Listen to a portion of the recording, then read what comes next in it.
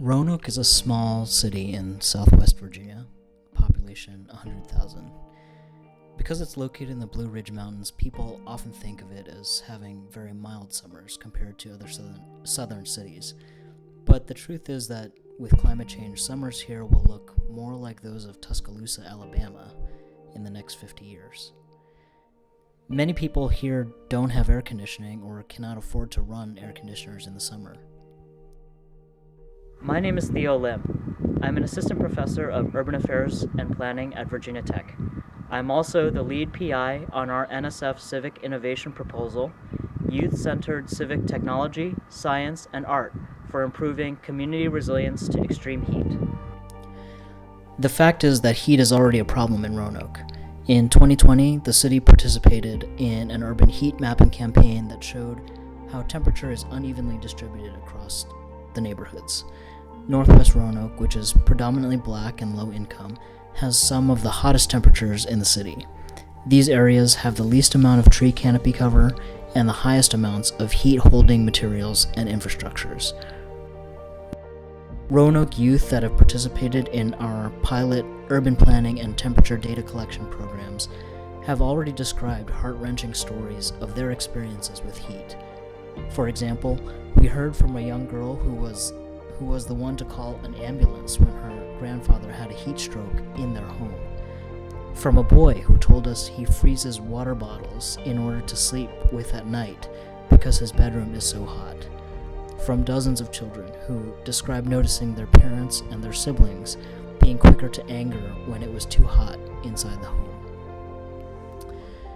Heat waves are the deadliest of all natural disasters in the United States, but often residents don't think about how their neighborhoods could be at risk during a heat wave.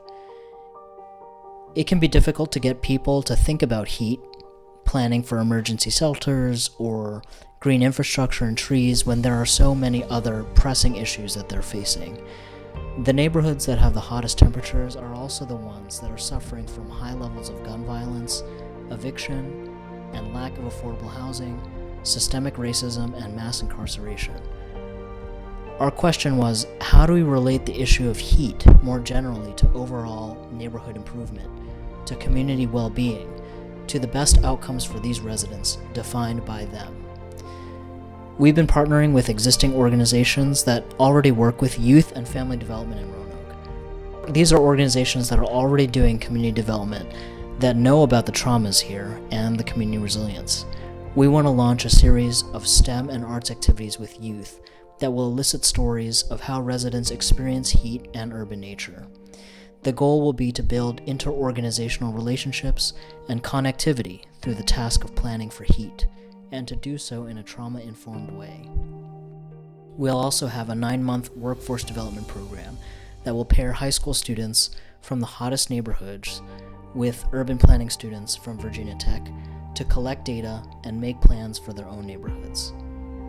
All of this will build and strengthen the existing social infrastructures to support resilience to extreme heat. Leaders from the faith and arts communities in Roanoke have been key partners in the development of this idea.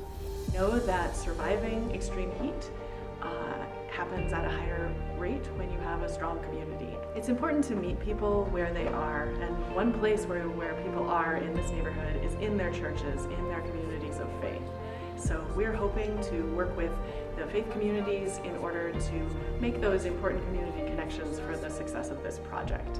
Hello, I am Bernadette B.J. Lark, the founder and director of Community Arts Reach, and we target service to youth in Northwest Roanoke City, Virginia, and families in surrounding areas.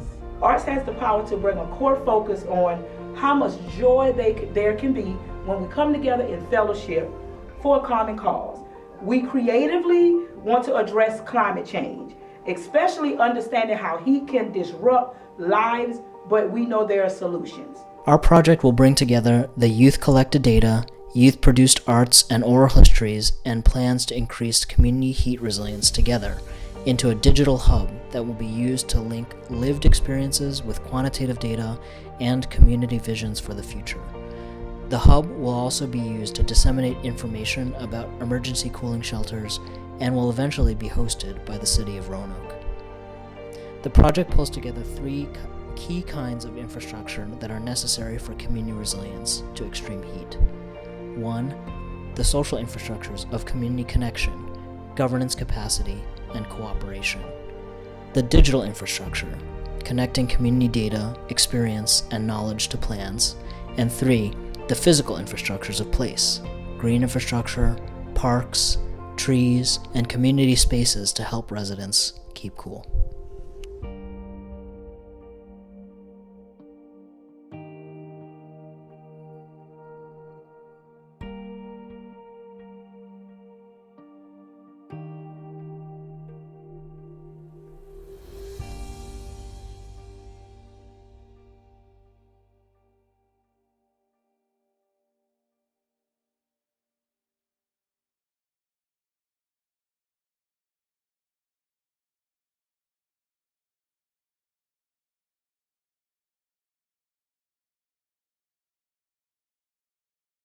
Especially among our youth.